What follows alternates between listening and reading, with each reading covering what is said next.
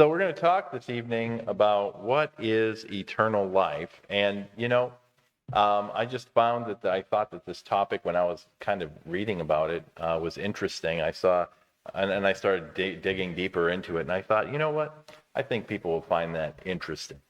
Um, it's a more complicated concept in the Bible than you might think. It's not complicated in the sense that we can't understand it, but it is a little bit different. It's kind of a derivative or a conclusionary statement when people say eternal life in the Bible. The way that it's translated, it's referring to something that's different, and I'll get into that as we talk. But when you or I say eternal life, we simply mean that it is a life that does not have an end. It goes on in perpetuity or perpetually, however you want to say it. For example, if you look at, I'm guessing, yes, okay. When you look at John 3:13 through 16, it says, "No one has ascended into heaven, but he who descended from heaven, the Son of Man. As Moses lifted up the serpent in the wilderness, even so must the Son of Man be lifted up, so that whoever believes will in him have eternal life," right? "For God so loved the world that he gave his only begotten Son, that whoever believes in him shall not perish, but have eternal life." Simply put, when we look at this verse, we understand it to mean that those who believe in God will go on and live forever, that they will never die a spiritual death, right? That's what we typically understand about eternal life. And that's not wrong, but it's more nuanced than that in the Bible. And I'm going to go into how it's interesting. The interesting thing, though, is that at its most fundamental level, saying that that's eternal life is an interpretation of an idea. What if I were to say to you that when we read eternal life is actually the final conclusion or distillation of an idea or concept that could have meant something completely different or much different, nothing like the word that we're reading here. But we come to understand it as eternal life because of the context that it's in. The word eternal in the Bible, it comes from a Greek word, aeon. And, it sounds like eon, right? And a lot of times we translate it as age, actually.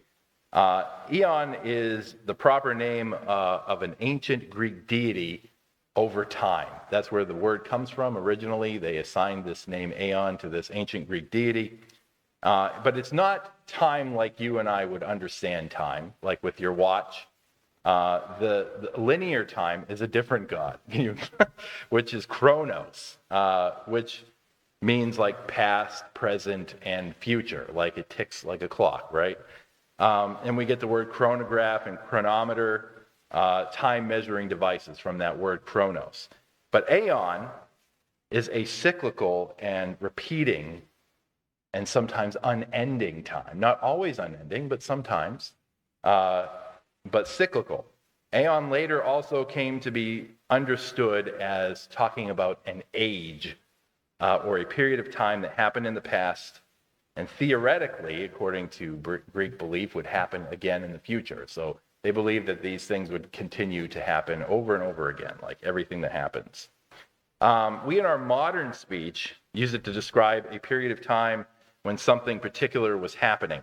For example, the Stone Age would be like the Stone Aeon, right? That's how it's typically used in the Bible, actually, too. When you talk about an age, and I'm going to go into some of those examples. So the Stone Age is the Stone Aeon of when people used stone tools before they had bronze, right? The Bronze Age is when they had bronze. The Iron Age is when they used iron. The age is delineated by whatever technology they had at the time, right? The thing that collectively makes each of these like different ages is the different technologies. But these tool ages overlap with other things that we also called ages, like the classical age is when Greece was at its height, as the height of its technology and influence in the world when they, came out with all those fancy looking sculptures and all that kind of stuff, right? So, and that overlaps with the Bronze Age and the Iron Age, right? So there's all these different ages. They have definitive times and definitive ends, and they are delineated by a particular thing, right? You have whatever it is, whether it's the Stone Age, the Bronze Age, the Iron Age, or whether it's the Classical Age. They're just different ages, and we make them an age because of what's happening at the time. And this is really, most of the time with the Bible, a lot of the times, I shouldn't say most, but a lot of the times what the Bible is talking about, except that sometimes they translate it as everlasting, and sometimes they translate it as age. Isn't that weird? It is weird, right? It's used in the Bible the same way to describe a period of time, both as something that happened or will happen or whatever it is. So I'll give you an example anyway. In Colossians 1:26, it says, "That is the mystery which has been hidden